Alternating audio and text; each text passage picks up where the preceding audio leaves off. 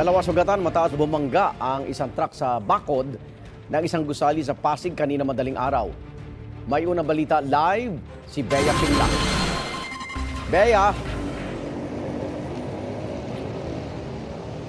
Igan, ganito kalalim ang pagkabangga ng isang truck sa bakod ng isang simbahan dito sa Barangay Ugong, Pasig City kaninang madaling araw.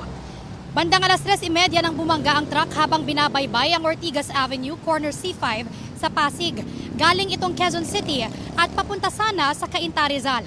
Ayon sa truck driver, biglang hindi gumana ang preno. Kaya ang ginawa niya, imbis na makadamay daw ng ibang motorista, binangga raw niya ito sa bakod ng simbahan sa Barangay Ugong. Hindi naman daw overloaded ang truck na may kargang mga scrap na bakal. Sa lakas ng pagkakabangga, nayupi ang kanang bahagi ng truck. Naipit din ang 44 anyos na pahinante na nagtamo ng mga sugat sa binti. Nagtulong-tulong ang mga taga-MMDA at Barangay Ugong Rescue Team para maingat na maalis sa pagkakaipit ang pahinante. Halos 1 oras ang tinagal bago na-rescue ang pahinante. Nasugatan din ang isang volunteer na tumulong sa pag-rescue. Binigyan na sila ng paunang lunas. Kaya nawala lang talaga, nawalang preno.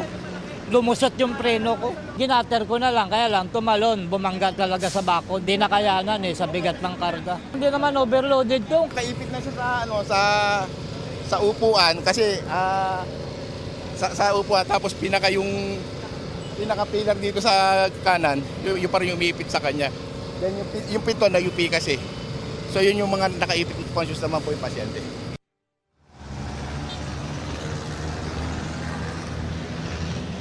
Igan, tuloy-tuloy naman ang daloy ng trapiko dito sa Ortigas Avenue ngayong umaga. Walang isinarang lane. Ang problema lang, mga naglalakad dito sa sidewalk, hindi pa rin maayos na makapaglakad dahil nakahambalang pa rin ang truck.